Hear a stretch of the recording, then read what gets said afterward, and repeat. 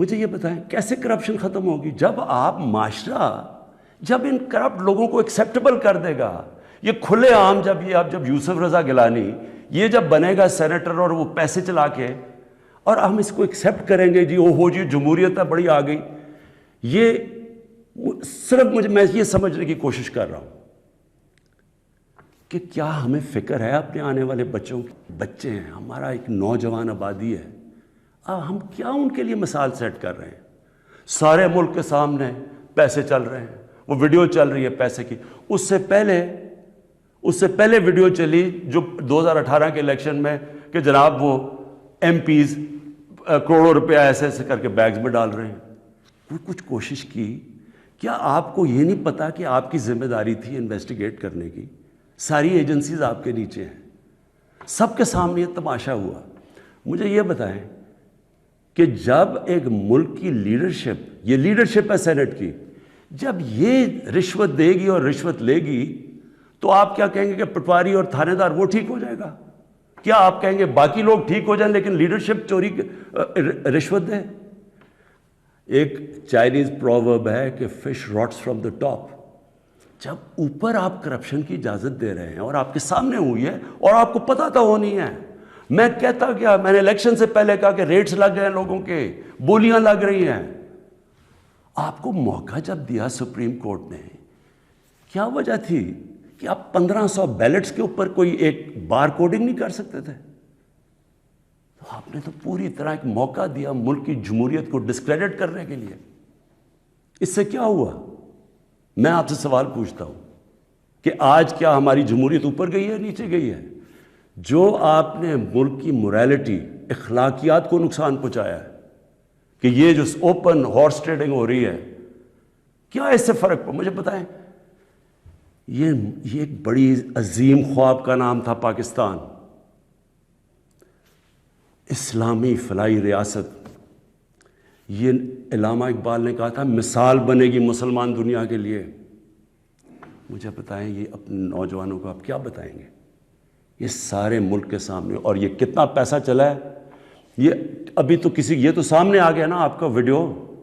آپ کو یہ نہیں اندازہ کہ کتنا پیسہ چلا ہے اس الیکشن کے اندر، کس طرح لوگوں نے اپنے ضمیر بیچے ہیں پیسہ بنانے کے لیے، کس طرح ہماری پالیٹکس کو کرپٹ کیا گیا ہے۔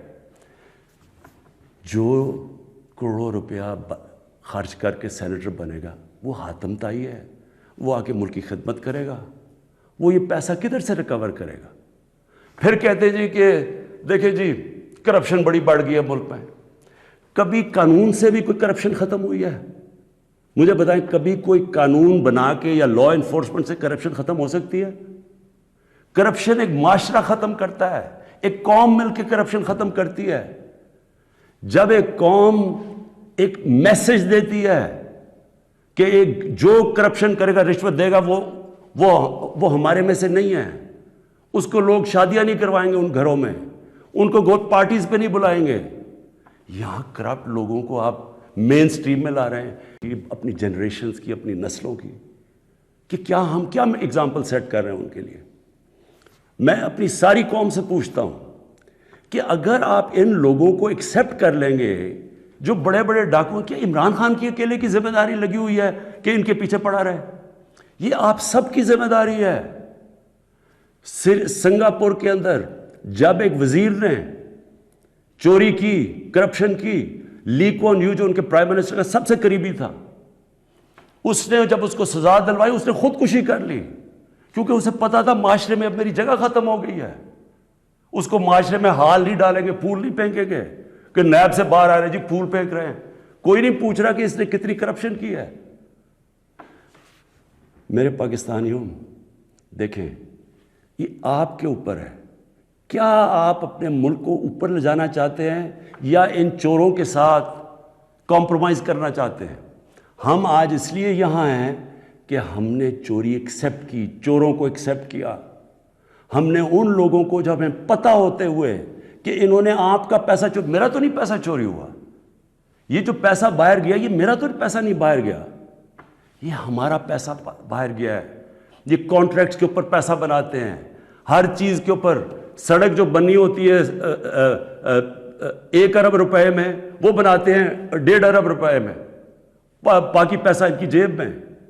اور وہ سارا آپ ساری قوم جو ہمارے اوپر قرضے چڑھے ہوئے ہیں، پیچھے تو جائیں یہ قرضے چڑھے کیسے ہیں؟ کون سی قوم آگے بڑھ سکتی ہے؟ ایک مجھے قوم بتائیں، ایک ملک بتائیں، ایک مجھے ملک بتائیں جس کے پرائم منسٹر اور وزیر چوری کر رہے ہوں اور وہ ملک ترقی کر رہا اور خوشحالی ہو. ایک ملک مجھے بتا دیں. اور جو ملک سزا اور جزا نہیں کرتا، طاقتور کو سزا نہیں دیتا، وہ طاقتور جو مرضی کرے، وہ اچھا وہ بدقسمتی سے ان کو وی آئی پیز کی طرح ٹریٹ کیا جاتا ہے. جیلوں میں بھی وہ وی آئی پی ہیں. انہوں نے اربوں کی چوری کیا، وہ بیچارہ غریب آدمی نے کوئی کسی کی بھینس اٹھا لی کچھ، وہ اس کا حال دیکھے اور ان وی آئی پیز کا حال دیکھے. قوم کرپشن سے لڑتی ہے، قانون اکیلا کرپشن نہیں ختم کر سکتا. یہ جو آپ نے ڈرامہ دیکھا ہے آپ کے سامنے جو ہوا ہے، ساری قوم نے دیکھا ہے کہ پیسے دے کے ایک وزیر جیت گیا اور بڑی تالیاں بجے، جی بہت بڑا زبردست کام کیا اس نے. اس کا ماضی اٹھا کے دیکھیں. $60 ملین کا پاکستان کا پیسہ پڑا تھا سوئٹزرلینڈ میں. آصف زرداری تو کہہ ہی نہیں سکتا تھا میرا، کیونکہ اس نے تو کوئی ڈکلیئر ہی نہیں کیا، چوری کا پیسہ تھا. سپریم کورٹ اسے کہہ رہا ہے کہ لیٹر لکھو کہ پاکستان کا پیسہ سوئٹزرلینڈ کو واپس دیں. لیٹر نہیں لکھا. وفاداری جی، میں جی بڑا وفادار ہوں. کس سے؟ کسی انسان سے وفادار ہوں. پاکستان کا پیسہ سوچیں، 8-9 ارب روپیہ پاکستان کا باہر پڑا ہے، وہ آ جاتا، ہم اسے کیا کیا کر سکتے ہیں؟ اسکول بنا سکتے ہیں، لوگ اسپتال، 100 چیزیں کر سکتے ہیں.